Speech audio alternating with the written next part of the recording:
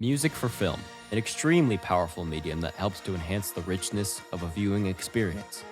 My love for film scores began when I was in 4th grade, when my parents made me a Pandora station specifically for film music. I would often listen to the station while I was doing homework. Hearing the music from Star Wars, Pirates of the Caribbean, and Tron Legacy made my school assignments far more bearable. While it was great to be able to listen to the music from some of my favorite movies, what proved to be far more formative was discovering scores for movies I hadn't seen. I remember when I first heard Hans Zimmer and James Newton Howard's score for The Dark Knight for the first time. And though I hadn't seen The Dark Knight, I still felt like I had a good sense of what was happening in the movie purely based on the emotions that I felt while listening to the music. It wasn't until years later that I realized that the reason I felt like I could see the plot of this movie while I listened to the score was because music written for visual media can function as its own storytelling device independent from the film. Today, I'd like to expand on that idea by taking a look at one of my favorite scores of all time. Creed is a movie directed by Ryan Coogler with music composed by Ludwig Göransson.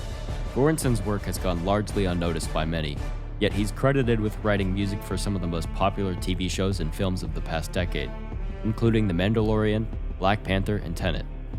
I remember going to watch Creed with my dad and a friend on its release date back in November of 2015. What made this particular viewing experience so memorable was that it was the first time that I was equally as drawn to the score of a movie as I was to the characters and plot.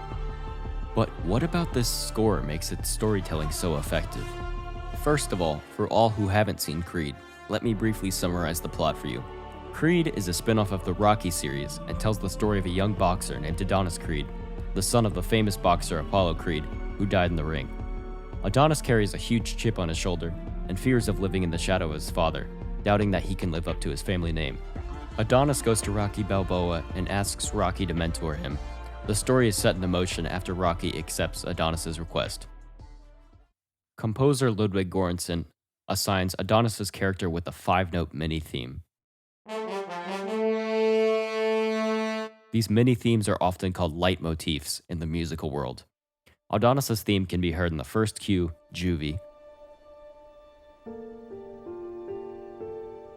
all the way to the final cue before credits roll. The cue that I'd specifically like to take a look at today is called If You Fight, I Fight, which is the music that plays during the training montage in preparation for Adonis's fight against the film's antagonist, Ricky Conlon. Contrary to intentionally composing music that will allow the focus to be on the dialogue and development of the narrative, this montage contains minimal dialogue, so Göransson's score is at the forefront of this sequence. The cue begins with soft, droning strings, chimes, and a snare drum that sounds like it's being played far off in the distance. The pairing of these instruments work to build anticipation. Listeners are then met with thunderous drums, followed by Adonis's theme, played by the brass section. The powerful and brooding repeating figures in the strings and monotonous bass drum beats create a march-like feel. This section of Adonis's theme represents why he is fighting. Adonis still feels like he has to prove himself as a fighter, but even more importantly, prove himself as a Creed.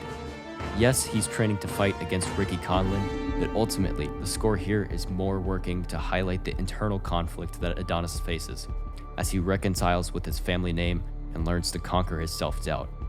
Göransson then effortlessly leads us into the B section of the theme, where the horns drop out and the strings take the melody.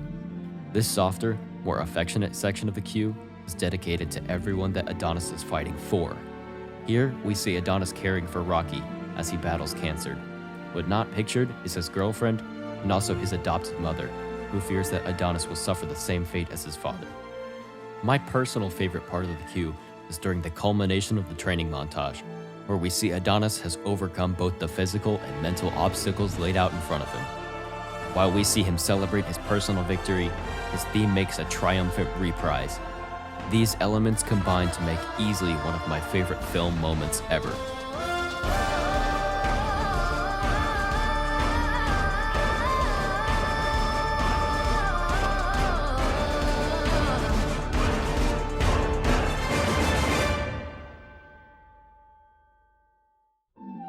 I often revisit this score by itself, and each time that I listen, I feel that I gain a greater understanding of Adonis's character purely based on the story that the music tells.